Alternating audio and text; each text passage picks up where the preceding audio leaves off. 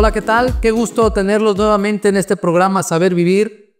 Un amigo de ustedes, Francisco González, les da la más cordial bienvenida a esta nueva etapa del programa Saber Vivir.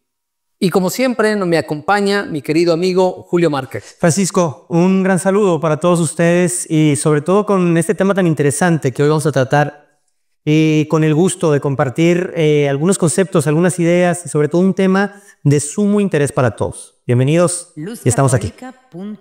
Así es que quédese con nosotros. Estaremos abordando en este programa un tema de actualidad. Vamos a hablar de un tema que se llama bioética. Vamos a entender un poco lo que es este tema porque hay que profundizar demasiado, pero como nosotros no somos los expertos en este tema, hemos invitado a un equipo de expertos que nos van a explicar conceptos claros para que nosotros los católicos entendamos la terminología, para que no nos engañen con verdades a medias, que son las mentiras más peligrosas, que en este momento, a través del relativismo, a través de una moral debilitada, tratan de promover conceptos para que las personas empiecen a cambiar sus criterios. Y bueno, para esto existe la bioética, para clarificar aquello que conviene de acuerdo a la técnica y a la ciencia para el crecimiento y desarrollo del hombre. Con nosotros está Sandra Ivette Plasencia. Ella está estudiando, quiero entender, la maestría de bioética en el Centro de Estudios de Investigación en Bioética. Bienvenida. Gracias. Muy bien, también está el doctor Antonio Vallardo, médico cirujano por la Universidad de Guadalajara. Es también maestro en bioética y miembro del Consejo Directivo del Centro de Estudios e Investigaciones en Bioética desde el 2009. Bienvenido. Muchas gracias. Placer estar aquí. Muchas gracias, un placer estar aquí. Muy bien, y también está con nosotros el doctor Héctor Alejandro Nava Zavala. Él es médico cirujano por la Universidad Autónoma de Guadalajara, profesor visitante en diversas universidades en varios países del continente americano y también es miembro del Consejo del Centro de Estudios e Investigación de Bioética. Doctor, bienvenido. Gracias. Bueno, así es que si usted se está dando cuenta, tenemos un panel verdaderamente de expertos que nos van a ayudar a entender esos términos y esos conceptos para que entendamos los católicos bajo qué esquemas y qué criterios debemos de tomar bajo ciertos temas que resultan ser polémicos. Por ejemplo, un tema que podemos cuestionar, el tema de la eutanasia, lo vamos a abordar aquí, el tema de los embriones, el tema de las células madre, temas como el aborto, claro, temas de interés y que nos causan controversia. Bueno, a través de la bioética vamos a encontrar ese tipo de respuestas a esas preguntas con un criterio que nos va a ayudar a normar nuestra inteligencia y a tomar decisiones acertadas. Y como siempre, tenemos para ustedes el día de hoy 2 libros para que se comuniquen con nosotros. 2 libros que vamos a estarles regalando a las personas que participen. Uno de ellos es ¿Por qué sufro si me porto bien? ¿Por qué sufro si me porto bien? Del doctor De la Mari. Y el otro libro es ¿Cómo le hago? El libro que todo matrimonio debe de tener en casa y leer, ya sea que tenga problemas o no, para todos los matrimonios que se quieran superar. Así es que quédese con nosotros y regresando de este breve corte, ahondaremos y entraremos de lleno en el tema de bioética. Bueno, que continúa con nosotros y el día de hoy hemos preparado el tema de bioética. Y como nosotros no somos los expertos, lo mencionamos en el corte anterior, pues trajimos a personas expertas para que nos ayuden a entender los criterios más acertados acerca de temas fundamentales para la actualidad. A mí me gustaría hacer la pregunta a uno de los doctores, ¿qué significa la palabra bioética? ¿Cómo no? La bioética es una palabra que se acuña en 1970, en el otoño de 1970. Por primera vez se pone en blanco y negro por parte de un investigador de cáncer en ciencias biológicas muy renombrado, de la Universidad de Wisconsin, al norte de la Unión Americana. Él publica en una revista especializada y pone por primera vez en blanco y negro la palabra bioética. Bioética es una disciplina o ciencia que se le ha dado en llamar ciencia puente o vinculatoria, también llamada de supervivencia, porque pretende, desde su nacimiento en 1970, hacer que las ciencias particulares o exactas, con física, química y otras no exactas, pero sí particulares como biología y medicina, vuelvan a hablarse en lugar de estar peleadas o distanciadas con las humanidades, y en estas, desde luego, con la reina de todas las ciencias, que es la filosofía, a la cabeza. A partir del affair o caso Galileo, por allá hace ya más de 4 siglos, se dan algunas circunstancias que han sido exageradas y que se han deformado a lo largo de la historia, y se señalaba que la filosofía y algunas ramas de la teología iban en contra del saber humano de las ciencias, nada más lejos de la realidad. Las universidades son un invento nuestro, de nosotros los católicos. Nacen a la sombra de las catedrales europeas. El método científico, a partir de finales del XVI y del siglo XVII, ha sido dado a luz, ha sido inventado y ha sido perfeccionado por creyentes en Cristo, prácticamente todos ellos. De tal manera que es importante señalar esto. Reslar Potter, que ese era su nombre, publica pues el primer artículo sobre esto y dice que se trata de que vuelvan a hablarse porque estas dos ramas del saber humano, porque nos va la supervivencia en ello. Y más recientemente, hace menos de 3 años, Joseph Ratzinger, en su calidad de Papa, nuestro Benedicto XVI, publica Caritas in Veritate, una obra maestra. Y en la página 74 de Caritas in Veritate, el Papa señala las siguientes palabras: la bioética es el nuevo campo donde se ha desplazado la cuestión fundamental, no solamente importante, sino fundamental, respecto a si el hombre proviene de Dios o es producto de sí mismo. Son palabras de Ratzinger, de Benedicto XVI. La bioética ha tenido desde entonces diferentes personificaciones respecto a diferentes tendencias. No todas ellas igual de acertadas, no todas ellas buscan la verdad, y algunas de estas ramas de la bioética o pseudobioéticas han sido contaminadas por el azote de nuestro tiempo. Han doblado la cerviz a la dictadura del relativismo, excepto la bioética personalista, que es la bioética que enseñamos. Pues muy interesante. De hecho, hay un texto bíblico de San Pablo que dice: todo pueden hacer, mas no todo conviene al hombre. Y yo creo que aquí encaja perfectamente la bioética, porque la bioética nos dice aquello que conviene al hombre de acuerdo a la ciencia y la tecnología. ¿Es correcto? Es correcto. La tecnología, definida como aquella parte de la ciencia que es capaz de modificar el entorno y frente a la cual el humano de nuestro tiempo está un poquito en una actitud, en algunos casos casi de idolatría frente a la tecnología, cuando debiera ser exactamente al revés. Poner la ciencia y aquella rama de la ciencia que modifique el entorno, la tecnología, al servicio de la persona humana, porque finalmente nosotros somos imagen del Creador. Ahora, la bioética, en estricto sentido, no solamente se centra en la parte humana, sino también en la parte animal y en la parte vegetal. ¿Es así? Bueno, adelante. Sí, no necesariamente, para distinguirlo un poquito del ecologismo, ¿no? Ok.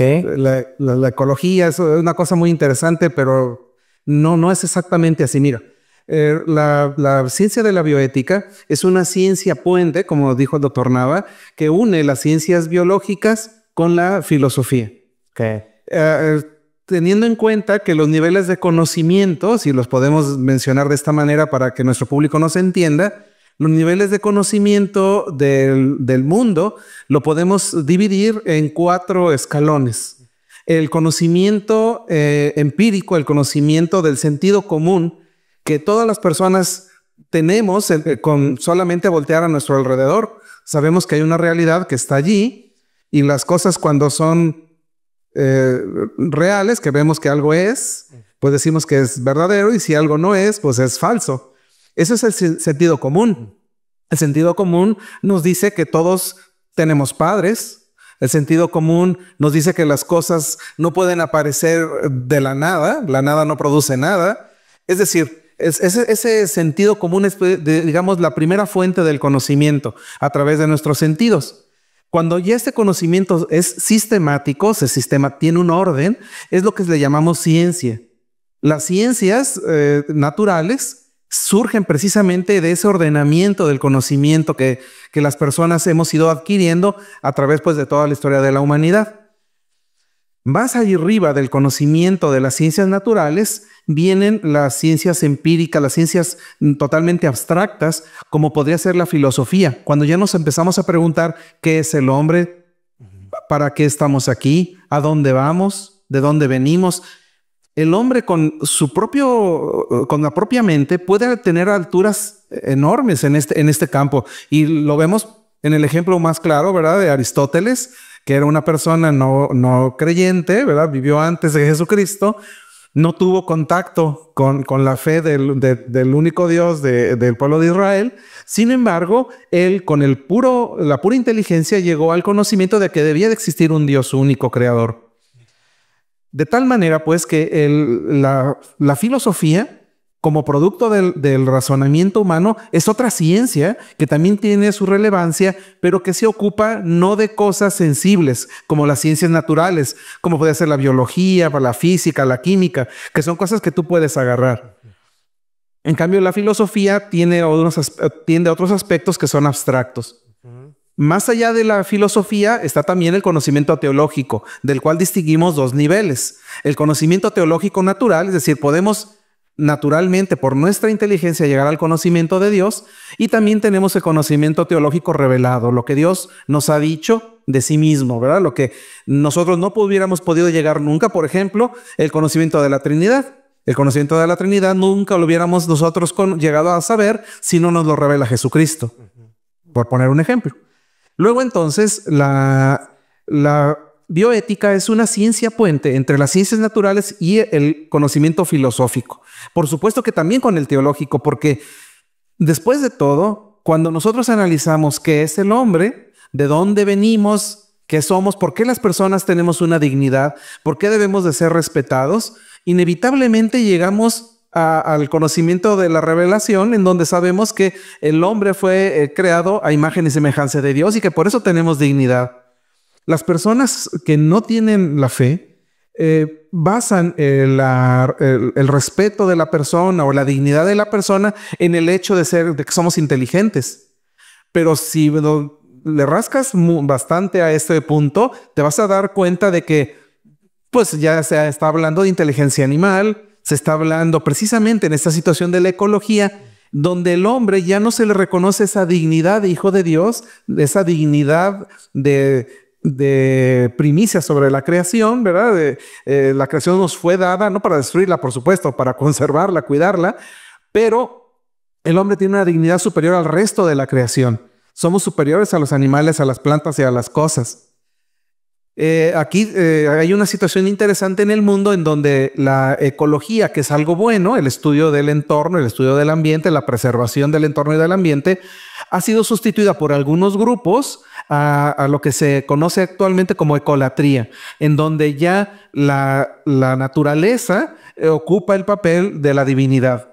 Y lo vemos como eso ha cundido. Vemos, por ejemplo, puedo mencionar aquí la película Avatar, ¿verdad? En donde la naturaleza toma el papel de Dios, donde ya es la criatura la que ocupa ese lugar. Entonces, no debemos de confundir. Y si bien la bioética tiene que ver con el conocimiento del entorno, básicamente la bioética surge por el ser humano, para el ser humano. Es la ética sobre los actos que se hacen sobre las personas. Por extensión puede hacerse sobre toda la vida, sobre los animales, sobre las plantas, sobre la vida en general, pero particularmente es sobre la persona. Por eso los grandes temas de la bioética al principio y al final de la vida, que en nuestra época pues eso es crucial. Sí, bueno, vamos a ir un breve corte. Quédese con nosotros porque vamos a profundizar sobre temas que pueden resultar a cierto punto de vista polémicos, como es la eutanasia, hasta dónde la bioética interviene. Por ejemplo, el tema de la clonación, el tema de la relación entre parejas del mismo sexo. Esos temas los abordaremos quédese con nosotros y le recuerdo que le estamos obsequiando, si usted se comunica, participa para ganarse uno de estos 2 libros. Es el de ¿Cómo le hago? Es un libro escrito por Gabriel Herrán. Este va dirigido para matrimonios.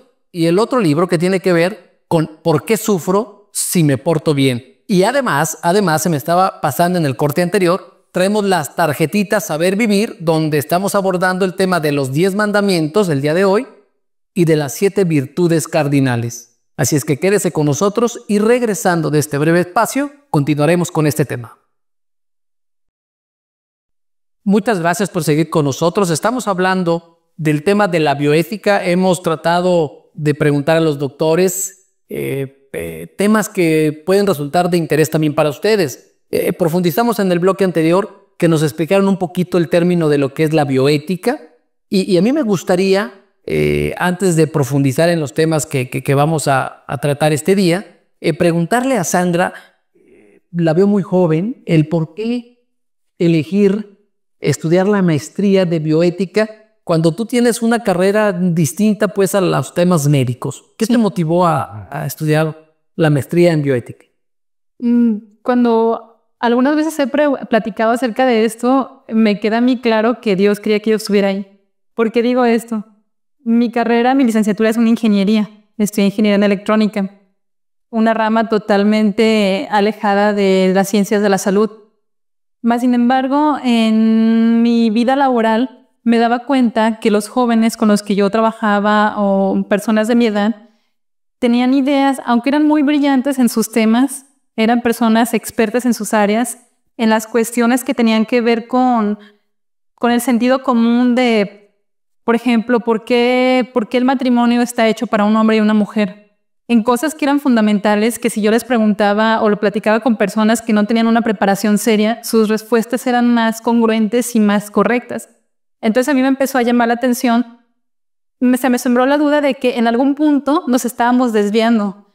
No sabía, como que el pensamiento estaba un poco nublado, ¿no? Los principios más claros ya no parecían tan claros para las personas jóvenes y con cierto nivel educativo.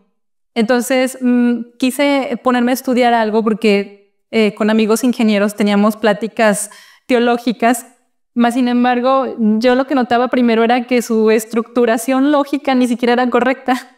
Entonces lo primero que me saltó, dije, voy a comprar un libro de lógica y voy a poner los silogismos y vamos a ver si entonces B, C, o sea, primero empezar por ahí, ¿no? Quería llegar de alguna forma al aspecto intelectual porque era el lenguaje que estábamos hablando. Sin embargo, un día vi en el semanario, en el periódico de la arquidiócesis, vi anunciada la escuela y a mí me llamó la atención en qué punto se podían unir la filosofía y la medicina. No cabía para mí algo que tuviera un punto donde se encontraran. Y llamé a la escuela una semana antes de que comenzaran las clases y me dijeron, pues ven a probarla. Y me encantó. O sea, fui un día, ni siquiera avisé en mi casa, no dije, me voy a meter en una maestría. O sea, voy nada más a tomar unas clases. El doctor Nava fue mi maestro al principio y tuve el placer de que fuera mi maestro. Entonces, el primer día salí convencida de que esa era el área que yo estaba buscando sin siquiera saber que existía o qué era.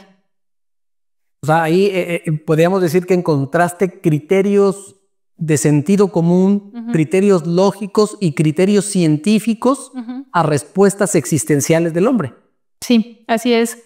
Y también para mí, soy católica, era muy importante que el tipo de educación que se impartiera estuviera de acuerdo a la doctrina de la Iglesia de alguna forma, aunque no directamente porque es un centro de investigación. Más sin embargo, sabemos que la Iglesia no se equivoca, ¿no? O sea, no se equivoca porque las posturas que toman no son caprichos como muchos creen.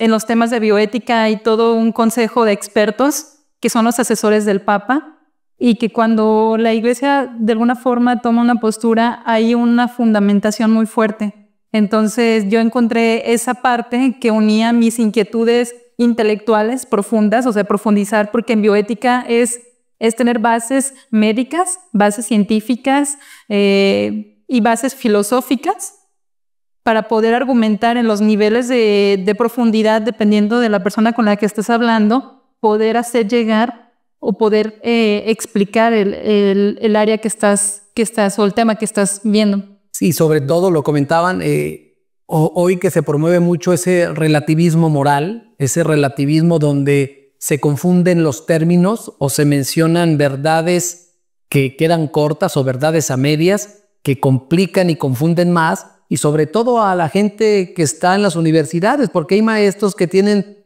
criterios no a profundidad y son criterios muy superficiales que en lugar de formar, deforman la razón y el cuestionamiento. A mí me gustaría preguntarles qué está pasando con la sociedad, con la ideología de género, con tanta terminología que hoy en día la gente se atreve a decir que la verdad absoluta no existe.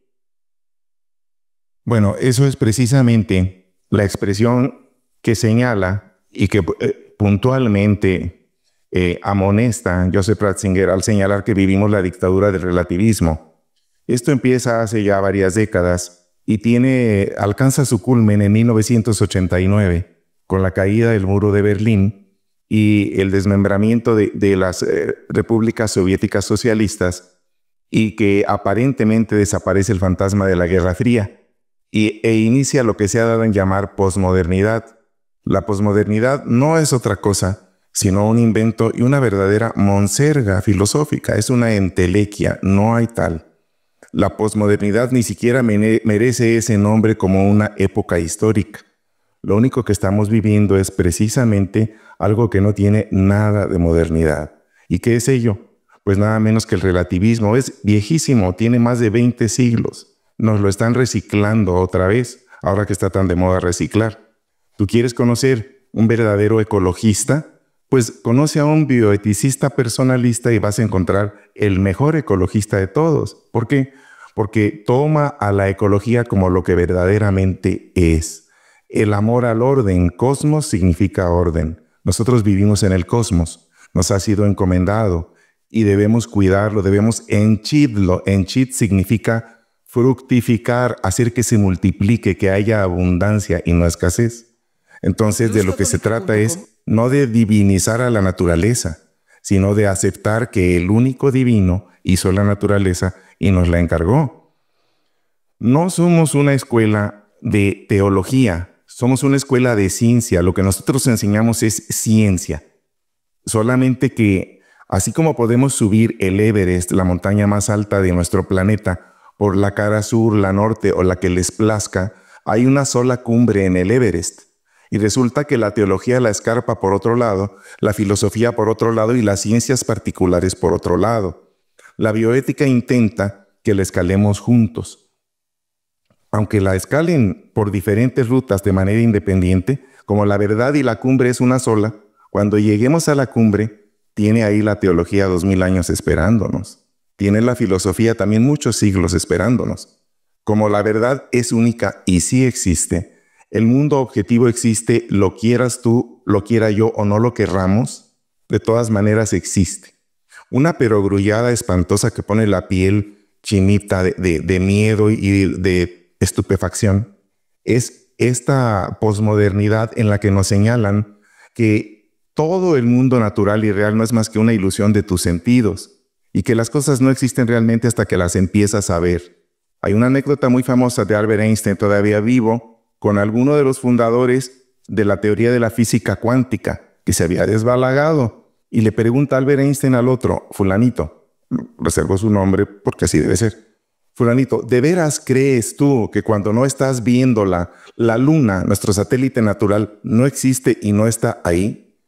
Y le contesta el otro, por supuesto, la mecánica cuántica lo señala y lo da a entender. Esta es parte de la razón de la explicación de por qué se ha proliferado esto. Tenemos verdaderas lumbreras en ciencias particulares, pero que nunca recibieron ni siquiera un día de filosofía y de sentido común. Hay un libro maravilloso que se llama Science Before Science, la ciencia antes de la ciencia, de Anthony Rizzi. Anthony Rizzi es un físico extraordinario norteamericano que descifró un problema que durante 40 o 60 años no pudo nadie descifrar, calcular el momento angular de la gravedad. Ni Einstein, ni Max Planck, ni Schrödinger, nadie. Él lo descifra en el 2006. Y entonces cuando está en la cúspide de los respetos humanos y de que le queman incienso en todo el mundo, recuerda las raíces de su madre que vive todavía y era una católica, es una católica ferviente. Regresa y le dice, madre, ¿cómo puedo yo precisamente sostener una plática en muchas universidades en las que ya, además de ser ateos, ahora está de moda ser antiteo? Y ella le dice, es que no te has preparado, ni tus maestros tampoco, en la reina de las ciencias, en el amor a la verdad, en la filosofía. Y le recomienda leer Suma Teológica. Lee Suma Teológica, Antonio Ricci, y entonces cae en la cuenta de lo que verdaderamente es esto. Estudia un doctorado en filosofía y acaba de terminar un segundo doctorado, un PhD en teología católica, y publica este libro. Este libro no es otra cosa sino una guía para cómo pensar en el siglo XXI, escrita por un superfísico, un físico de partículas avanzadísimos, de superélite en el mundo y con un doctorado en filosofía y en teología. Por esa razón, es tristísimo cuando vemos a un gran sabio en ciencias particulares que no tiene idea de humanidades y mucho menos de filosofía y quiere pontificar nada menos que en filosofía. Un ejemplo tristísimo, Stephen Hawking, brillantísimo astrofísico y tremendamente pobre como filósofo. Nos quiere vender el espejito en lugar de oro de que de la nada puede surgir algo, y no solamente que algo puede surgir, que todo el mundo material, que además señala él es lo único que existe, ha surgido de la nada. Querido Stephen, el concepto nada significa la ausencia de todo. Sí, pues muy interesante. Respecto al tema de la clonación, ¿qué nos dice la bioética? Bueno, mira, la clonación ya tiene muchos años, inició ya por los años 60, con experimentos precisamente en embriones de batracios, con ranitas, en donde se tomaban una célula adulta, a esa célula adulta se le extraía su núcleo y se le ponía ese núcleo que se extrajo a la célula adulta a una célula germinal, a un óvulo. Al óvulo también se le extraía su núcleo y se ponía ese núcleo de célula adulta a un óvulo. Y entonces, como toda la información está contenida en cada una de las células del cuerpo, ese núcleo que tiene toda la información dentro de una célula que es el óvulo, se comportaba como un óvulo fecundado. Y entonces empezaban a multiplicarse igual que lo haría un óvulo fecundado, y generaba un embrión y una ranita. Después de experimentar en batracios, se pasaron a animales superiores, y pues el famosísimo caso de Dolly, la ovejita, ¿verdad? Que en Inglaterra lograron clonar. Después de muchos años se ha intentado y se ha discutido si eso es posible o deseable hacerlo en las personas. Y aquí entonces ya llegamos a un punto muy interesante en relación con la bioética, y estamos pasando a un punto muy particular. Es el respeto de la persona. Es decir, si una persona se le puede manipular como a un animal, como a un objeto, como una cosa. Si las personas que se tienen en los caldos de cultivo ahí de embriones, ¿verdad? Donde están generando personas unicelulares. ¿No es eso una esclavitud? ¿No es eso violentar su derecho a que todos tenemos de tener un padre y una madre, de nacer por vías naturales, de no ser producidos en serie ni producto del deseo de alguien? No tenemos el derecho de tener nosotros una identidad propia no buscada por otra persona. En el caso de la clonación en particular, el ser que se produciría es distinto al original. Es decir, la célula que dio el núcleo procede de un organismo maduro, de un organismo adulto, y el embrión va a contener las mismas características físicas que el donador. Sin embargo, pues es otro individuo, aunque físicamente le decimos los médicos la diferencia entre lo genético y lo fenotípico. Gracias. Lo fenotípico, que va a ser idéntico el genotipo, el fenotipo, y sin embargo son individuos distintos. Luego entonces, para la bioética, la clonación de seres humanos, en particular ya hablando de seres humanos, es inmoral porque atentas contra la dignidad de esa persona al manipularla con técnicas veterinarias. Al hacer una persona un producto. Al ser una persona un esclavo en un laboratorio. Al que tú estás manipulando sin un respeto a esa dignidad que se merece. Que aquí ya entra la parte de moral, la parte de ese, podemos decir, ese choque de ideas, de esa parte filosófica. Claro que sí, el choque es brutal, pero no solo eso. La clonación no es una concepción, es una impostura, una falsificación. La concepción es la unión del espermatozoide de un varón con el óvulo de una mujer, humanos los dos. Y de esa manera se combina el genoma de los dos y se consigue un genoma humano completo. Si el creador decide y que la cosa va, entonces implanta un alma y en ese momento empezamos a existir como personas. En esta otra ocasión no hay padre ni hay madre, no hay esperma, ni hay un óvulo. Es el cascarón hueco de un óvulo al que le vaciaron el núcleo. Y no viene ningún esperma, sino el genoma completo de la célula adulta de un adulto. O aunque no fuese adulto, pero ya una persona que vive fuera del útero. De tal manera que es una suplantación, es una falsificación de la concepción.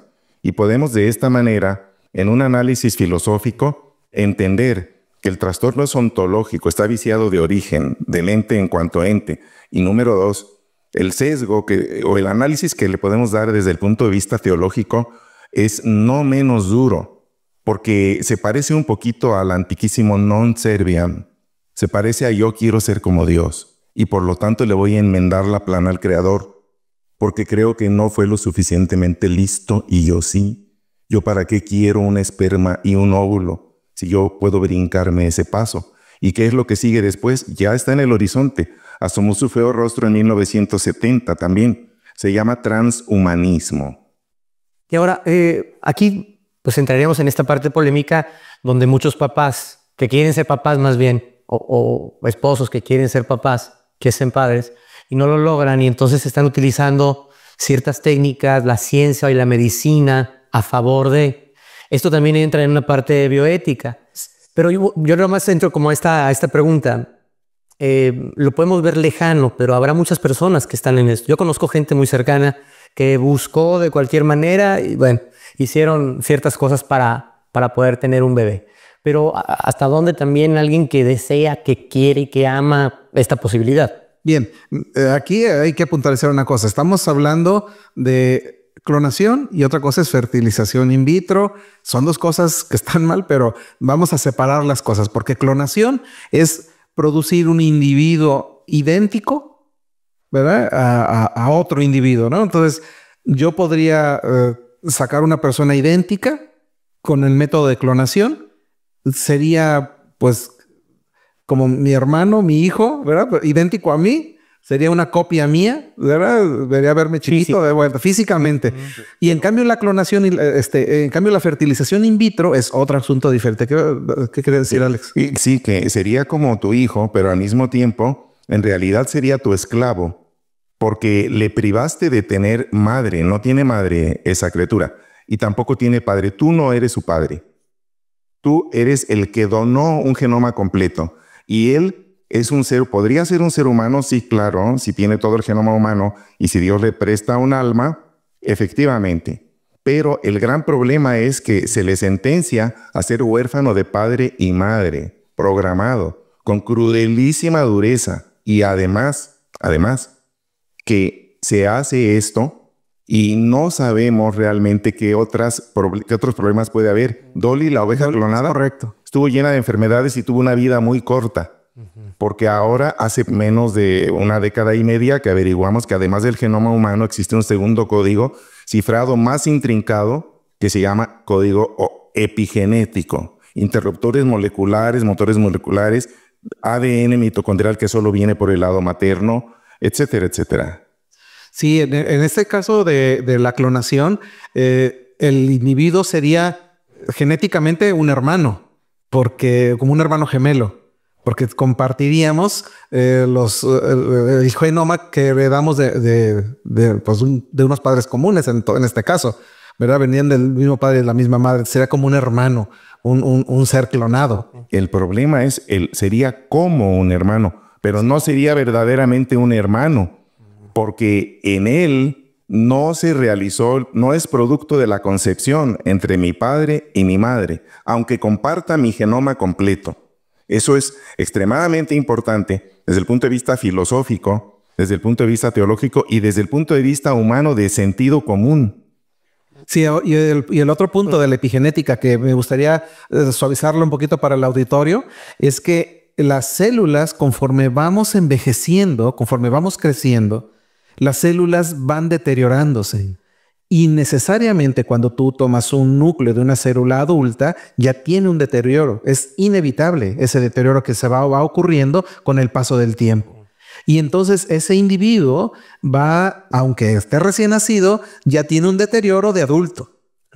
Porque ese ADN ya está deteriorado. Okay. Pero entonces por eso trae muchos problemas. Y con Dolly se vio, y precisamente eso es una alarma internacional y oficialmente está prohibido hacerlo. No dudo que haya lugares en donde se esté intentando hacer clonación humana y que algún día surja alguien que ya lo haya logrado. Pero ese es un punto muy diferente y me gustaría aclarar esto. La clonación de la fertilización in vitro. La fertilización in vitro también es una técnica veterinaria que se ha metido para los humanos, que consiste en utilizar gametos, es decir, óvulos y esperma, unirlos en un tubo de ensayo y entonces generar embriones que pueden ser o no viables, es decir, pueden sobrevivir o no, y de esos embriones entonces tomar uno o algunos para introducirlos en una mujer, sea o no la madre de estos embriones, y entonces en ese útero de esa mujer se dé la gestación. Esto nos trae también una infinidad de problemas. Lo primero es que creo yo que deberíamos de puntualizar que un hijo no es un derecho. O sea, tenemos derecho de hacer todos los medios naturales para que los hijos lleguen. Pero finalmente un hijo es un don de Dios. Y solamente vamos a tener hijos cuando Dios nos lo dé. Violentar, torcerle la mano a Dios o hacer mano de puerquito para obligarlo a cumplir con mi deseo, tiene un tanto de inmoral, porque no estamos haciendo la voluntad de Dios, estamos haciendo la voluntad de nosotros. Ahora, perdón, Toño. Ahora, la bioética personalista está totalmente a favor del avance de la ciencia, pero de la verdadera ciencia, que es la búsqueda de la verdad conociendo el mundo natural y optando por la excelencia, no por un segundo o tercer lugar. El 8, el 7, el 9 no nos sirve, vamos por el 100. ¿Por qué razón? Porque en las técnicas de fecundación in vitro actual pueden y deben ser perfeccionadas, porque son tan imperfectas que se tiene que hacer este tipo de cosas que señala Toño, en la cual quedan un número N de personas humanas unicelulares o paucicelulares de poquitas células que están sometidas a la esclavitud de estar congeladas, mientras se ve a ver quién las va a analizar y quién va a decidir cuáles son las mejores para implantarlas en el cuerpo de la mujer. Muy bien, pero y yo pregunto y digo, ¿por qué razón aceptamos esto? ¿Por qué no exigimos a la ciencia? Estudia más, aprende más, inventa más, a tal punto que seas capaz verdaderamente como un supercientífico de no suplir, no usurpar ni suplantar el acto de amor entre esposo y esposa, al que, como producto del cual y dentro del cuerpo de la mujer, tiene derecho todo humano a ser concebido. ¿Por qué me das una ciencia que tiene que sacarte esto? Sacar los gametos del hombre y de la mujer, suplantarlos, hacerlo en laboratorio. Estudia más. ¿De veras eres un gran científico? Ándale. Nomás perfecciona la técnica. Hace 30 o 40 años nos decían que la única manera de obtener células madre era que teníamos que doblar las manos y aceptar el asesinato de bebés en el vientre, microbebés. Si no, no iba a avanzar la ciencia.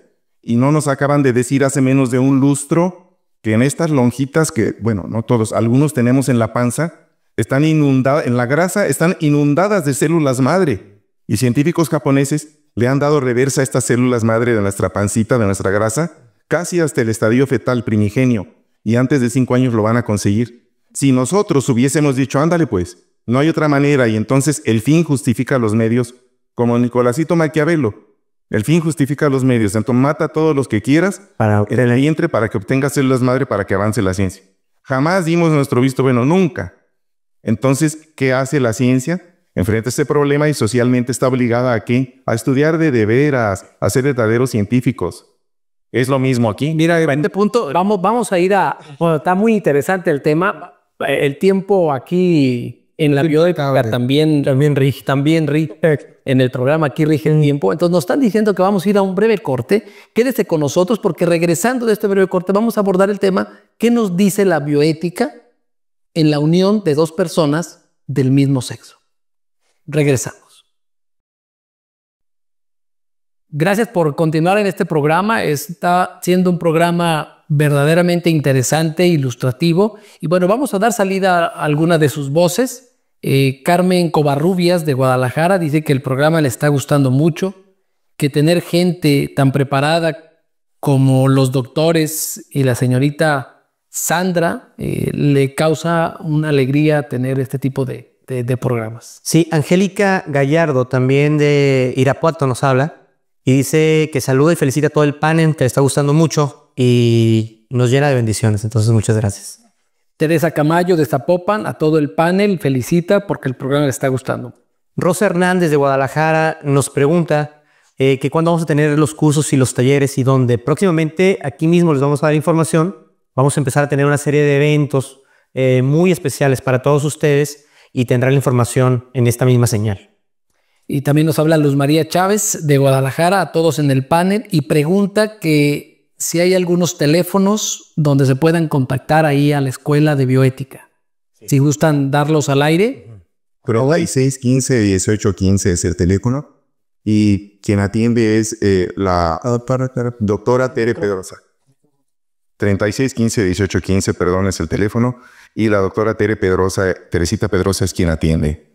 También tienen un correo electrónico, es bioética.c de casa, E de Eduardo, I de Ignacio, B de Bueno, @hotmail.com. Entonces van a aparecer en unos momentos más ahí en pantalla para que los que gusten tomar nota y pedir información, yo creo que vale mucho la pena. Julio. Sí, Aurelia Guillermina de Guadalajara saluda y pide oración por su familia y nos saluda a todos aquí en el canal. Muchas gracias. Voy a repetir los teléfonos, es 3615-1815 y el correo electrónico es bioética, CEIP, es C de casa, E de Eduardo, I de Ignacio, B de Bueno, @hotmail.com. Lucy Hernández de Guadalajara saluda al panel y los felicita. Muchas gracias. Igualmente Susana Santillán de Guadalajara felicita al programa y a los panelistas. René Segura de Zapopan felicita también al panel y que le está gustando mucho el tema. Francisco López de Guaymas felicita a todos y especialmente a Julio Márquez. Muchas gracias. María Gutiérrez de Tepatitlán nos desea lo mejor y nos saluda a toda la gente que estamos acá. Muchas gracias. Igual Rafael Quirós nos felicita y dice que le está gustando mucho el programa, que Dios bendiga a las personas que están como invitadas. Gracias. Muy bien. Bueno, vamos a continuar. Me gustaría que puntualizáramos para dar paso al tema de ahora la unión que hacen entre parejas del mismo sexo. Me gustaría puntualizar sobre el tema que estábamos hablando de la fertilización in vitro. Bueno, yo lo que quería agregar a lo que comentaron los doctores son varias cosas que se pueden intuir de lo que escuchamos aquí. Una de ellas es al tener o las razones por las cuales o no podemos aceptar y que son las más difíciles o las que no se aceptan de la técnica de fertilización in vitro. Por ejemplo, una de ellas es que hay ciertas posibilidades que se abren que son difíciles de regular. Un caso es Costa Rica, es de los pocos países, si no el único país en el mundo en que la fertilización in vitro no está permitida. Yo escuchaba a uno de los bioeticistas más influyentes de Costa Rica en una entrevista y él mencionaba las razones y decía, cuando cuando el médico o el experto está ya frente al óvulo fecundado, no hay regularización, no hay ley, no hay algo que sepa qué es lo que está pasando realmente. ¿A qué me refiero con esto? No tenemos que recordar que ahí hay una persona, como fuimos todos nosotros al principio, una persona unicelular que tiene que reconocérsele su misma dignidad, los mismos derechos, el mismo respeto, y no se puede prestar como materia de experimentación. En esos momentos, ¿cómo podemos saber qué es lo que va a pasar realmente? Ha habido casos escandalosos en los medios de comunicación en países, en Estados Unidos, donde se han encontrado estos lugares que se hacen fertilización in vitro, que se guardan las personas unicelulares, se congelan y quizás los padres mueren, olvidan por completo, y después, ¿qué se hace con ellos? Ellos siguen ahí en potencia. Ha habido casos en que se han encontrado que se ha hecho cierto tipo de experimentación que atenta contra la persona. Esa es una de las razones por las cuales no aceptamos este tipo de prácticas, no por ir en contra del avance o porque sea un capricho que las personas que están teniendo problemas para concebir no lo logren, sino porque se abren otras posibilidades que pueden ser más perjudiciales que los beneficios que nos traen. Muy bien. Entonces, pasemos a la siguiente pregunta que nos hace el auditorio. ¿Cuál es la postura de la bioética respecto a la unión? En el corte nos explicaban que ni siquiera hay unión, pero cuando se unen o se juntan dos personas del mismo sexo, que ahora hasta le quieren llamar matrimonio. Es correcto. Mira, quisiera yo introducir un poquito de historia y dejarle a Alex el resto de la explicación. Un poquito de historia, y eso es muy interesante.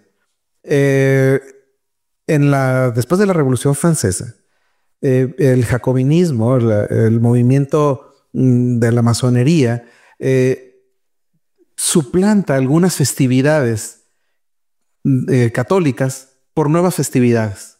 Y eso lo vimos en Francia y nos viene a suceder aquí en México. Por ejemplo, que la promulgación de la Constitución se haga el día 5 de febrero, cuando es un día festivo nacional por San Felipe de Jesús.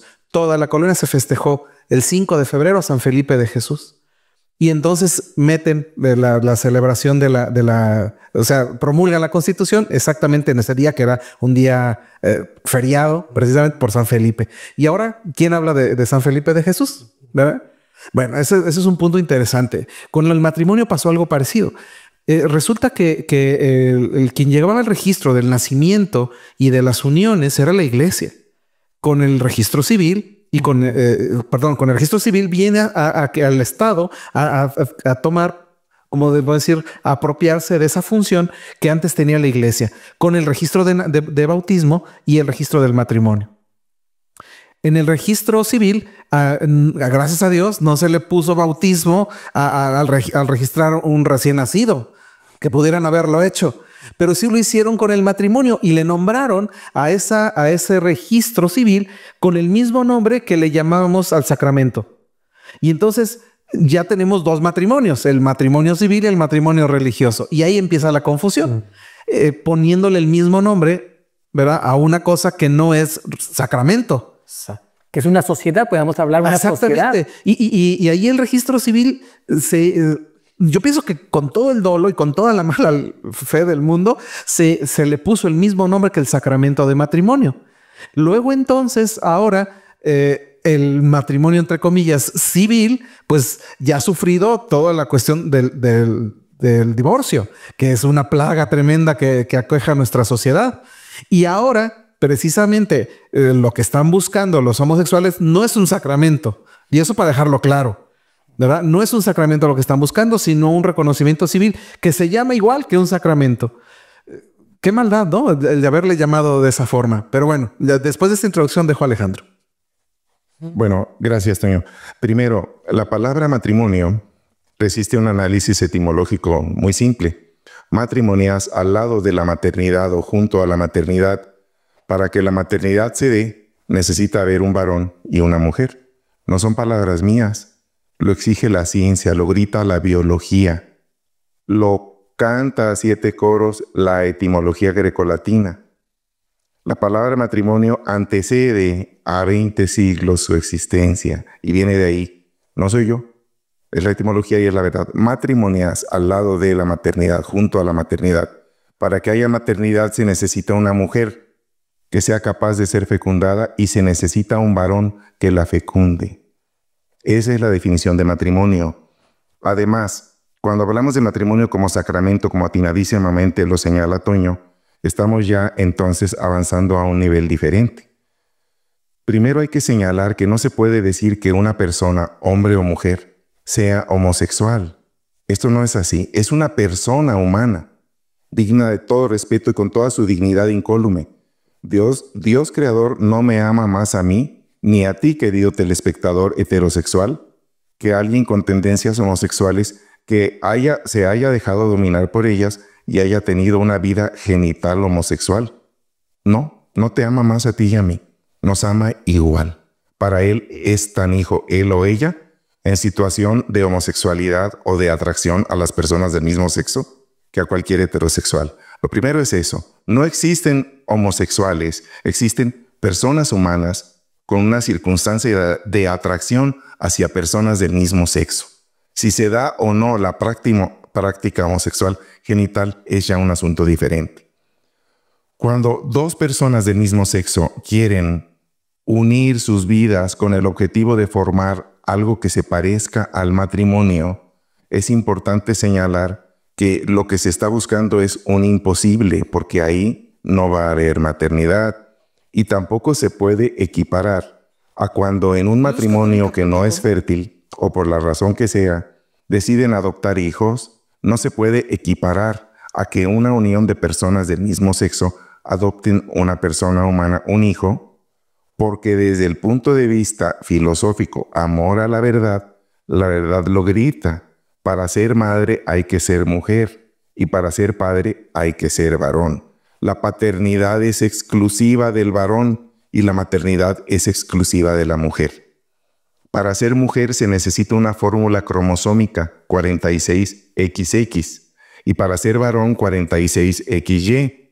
¿Alguien puede decir? Hay mujeres con fórmula cromosómica 46X0, les falta un cromosoma X. Sí, pero ese es precisamente un estadio en el cual hay un desorden cromosómico y se conoce como síndrome de Turner. Es estéril, no puede ser fecundada, etc.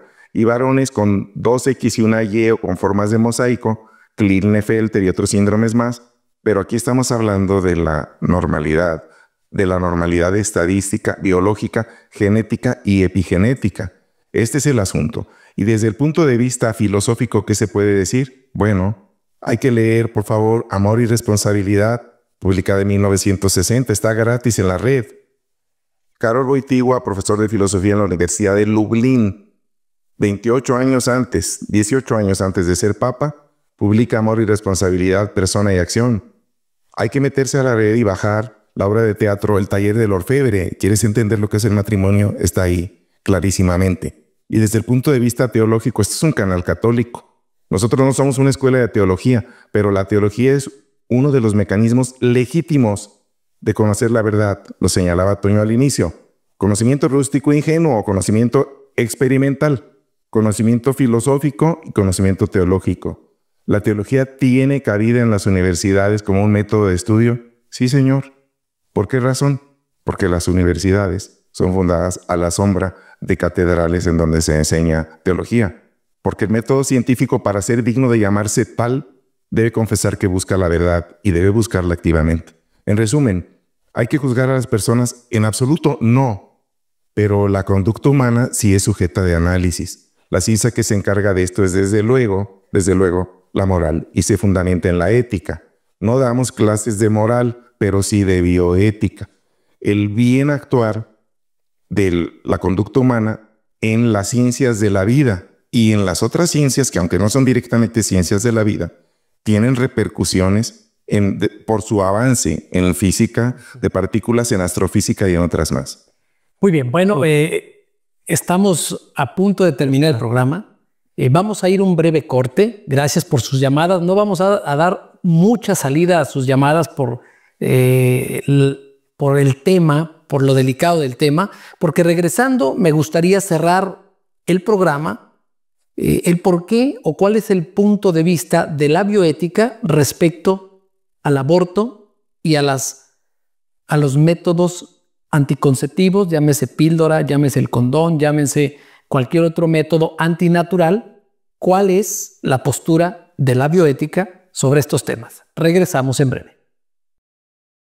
Bueno, estamos en el programa Saber Vivir, estamos en la recta final, estamos abordando el tema de bioética y estamos aquí tratando de comprometer a los doctores para que vengan en otros programas y abordemos a mayor profundidad cada uno de los temas, porque hay muchas preguntas de ustedes del auditorio que no podemos responderlas en el corto tiempo que nos queda. Nos manda saludos María García desde Texas, dice que le está gustando mucho el programa, pregunta que dónde puede conseguir nuestros libros. Los puede conseguir aquí directamente en María Visión. Si usted se pone en contacto, ya sea vía telefónica o por correo electrónico, ahí está apareciendo el correo, es sabervivir@mariavision.com. Ahí puede solicitar el material que aquí semana a semana les estamos exponiendo. María de Jesús Mesa de Guadalajara saluda y felicita a todos en el programa. Muchas gracias. Ana Allende también nos habla desde Houston, Texas. Muchísimas gracias a las personas que desde el extranjero se ponen en contacto con nosotros. Sabemos el esfuerzo que hacen y lo valoramos mucho. Sus llamadas, les recuerdo, que contribuyen a que este tipo de programación pueda salir al aire. Alfredo Jiménez de Jalostotitlán saluda a los doctores por la capacidad moral que están mostrando. Reinalda Carrasco de Aguascalientes nos habla, dice que le está resultando muy, muy interesante el programa. Fernando Hernández de Coacalco, Estado de México, felicita a todos en el panel y comenta que, bueno, que le parece interesante y que si una relación sexual dentro del matrimonio, una relación sexual dentro del matrimonio es viable cuando no se aman. Igual como que está mal planteada, ¿no será? Y yo declaro con humildad que no alcanzo a entender el sentido último de la pregunta y me da preocupación contestar erróneamente. No alcanzo a entender. Muy bien.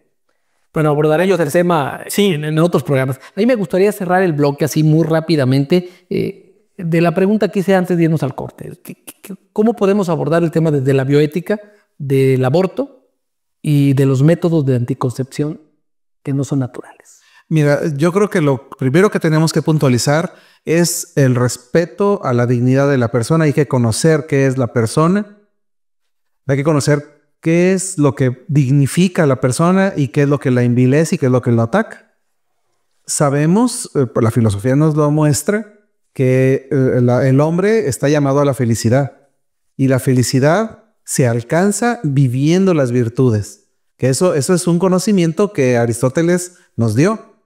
Entonces, si la felicidad se alcanza con la vivencia de las virtudes, vamos viendo qué es virtuoso y qué es bueno.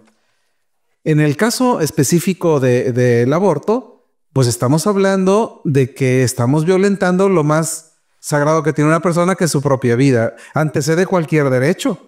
No podemos ejercer ningún derecho si no tenemos la vida.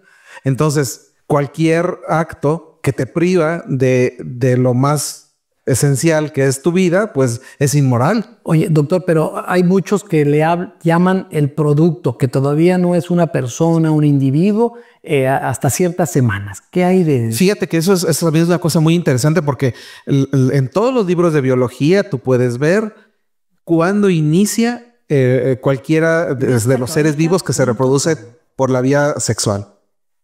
Cualquier organismo animal o vegetal que se reproduce por vía sexual, incluyendo también a los seres humanos, el inicio de la vida de cualquier individuo de la especie inicia en el momento de la concepción. No hay otro momento posterior en el cual de inicio que suceda algo que no haya habido antes. Es decir, que todos nosotros, nuestra existencia en este mundo comenzó en el momento de nuestra concepción. No hay... ¿Cuál es el momento de la concepción? Cuando el óvulo penetra al espermatozoide el espermatozoide penetra al óvulo y fusiona el núcleo del espermatozoide, los cromosomas, los 23 cromosomas del espermatozoide con los 23 cromosomas del óvulo. ¿Eso en cuánto tiempo se da? Las reacciones en el interior del cuerpo humano se miden en milisegundos. Y además, ahora sabemos, para el auditorio, métanse un buen buscador en internet, Google o algo así, y tecleen Natalia López Moratalla o los 15 primeros días de vida, todo con letras, sin números. .com, clic, les va a desplegar más de 1000 artículos y muchas conferencias. Natalia López Moratalla es una extraordinaria bioquímica molecular y de la concepción humana que ha publicado cosas maravillosas. Los 15 primeros días de vida es el nombre de un libro maravilloso que puso los puntos sobre las IES. Como lo acaba de señalar acertadísimamente Toño, en el momento que penetra el material genético del espermatozoide al óvulo de la madre, se establece en milisegundos una oleada de iones de calcio. ¿Qué es un ion de calcio? Un átomo de calcio con carga eléctrica positiva. Una oleada asimétrica que transforma lo que hasta hace un instante, un milisegundo, era una célula ópticamente inerte. Dije ópticamente, tiene vida, pero ópticamente inerte, se polariza, difracta la luz polarizadamente en milisegundos. Esa oleada establece, pues, la primera fase visible por los métodos humanos que hasta ahorita disponemos de que algo está sucediendo y está cambiando. Número 2. La fase de persona humana unicelular, todavía siendo una sola célula, ya es persona humana unicelular, se establece el primer eje donde entró el espermatozoide y en el polo opuesto, en las antípodas, como un ecuador, material genético de la madre. Un primer eje. Minutos o horas después, un segundo eje. Uno va a decir lo que es derecha, lo que es izquierda, lo que es arriba, lo que es abajo. Y un tercer eje que va a decir lo que es anterior y lo que es posterior. Y esto no existe en ninguna otra célula humana, en ninguna etapa. Ergo, luego entonces, esto no es una célula, es una persona humana unicelular que se está autoconstruyendo desde el primer instante de su natural animación. Y no solo eso, cuando lo que se concibió fue un varón, por ejemplo, en esta etapa de persona humana unicelular ya se encuentra evidencia incontrovertible de que se está expresando el gen SRY. ¿Y este gen para qué sirve? Para sintetizar proteínas, para factor determinante para construir testículos. De modo que somos personas sexuadas desde el primer instante en nuestra natural animación y trabajamos activamente en nuestra autoconstrucción. Nos autoconstruimos desde el momento de la concepción, si nadie nos mata. Fíjate que hay un punto interesantísimo que quisiera tocar en este Nos quedan escasos segundos. Ok. El sexo lo recibimos, nuestra sexualidad, en el momento de la concepción. No hay otro punto después. Eres hombre o mujer desde el momento de la concepción y toda la eternidad. Jesucristo es varón toda la eternidad. María es mujer toda la eternidad. ¿Y cuándo? ¿Desde cuándo son hombre? ¿De cuándo son mujer? Desde el instante de su concepción. De ellos y de nosotros. Muy bien. Bueno, se nos acabó el tiempo. Si nos ayudan, vamos a sacar los regalos que traemos para el auditorio. Vamos a regalar primero el libro de ¿Cómo le hago? De Gabriel Herrán. ¿Nos ayudas a sacar una boleta? Sí. Para que vean que no hay mano negra. ¿Quién se lo gana? Rosa Hernández Orozco, de Guadalajara. Muy bien. Ahora, el por qué sufro si me porto bien. ¿Se lo gana? Angélica Gallardo, de Irapuato, Guanajuato. Muy bien. Y las tarjetitas Saber Vivir, al doctor, háganos el favor. Rafael Quiroz Plasencia, de Zapopan. Muy bien. Bueno, pues ahí tienen las personas que han ganado. Bueno, yo les agradezco mucho por haberse quedado hasta el final del programa. Es un programa donde tocamos muy por encimita ciertos tópicos que la bioética profundiza para dar los criterios que convienen al hombre. Iremos abordando estos temas a lo largo de otros programas. Yo quiero agradecerle al doctor Héctor Alejandro Nava. Muchísimas gracias por estar con nosotros. Al doctor Antonio Bayardo, muchísimas gracias. Y a Sandra Ivette, que próximamente te titulas como maestra en bioética. Bueno, Julio Márquez, unas últimas conclusiones. Pues muchas gracias, de verdad, por estar acá. Aportan muchísimo, nos aportan muchísimo. Y gracias a ustedes que nos están viendo desde el otro lado de las cámaras. Muchas gracias. Bueno, muchísimas gracias. Un servidor y amigo les agradece mucho. A mi tocayo que está detrás de cámaras, Ariel, a Jimmy que está allá controlando toda esta operación, pero sobre todo, muchísimas gracias a usted, que Dios lo bendiga y nos vemos en un programa más de Saber Vivir.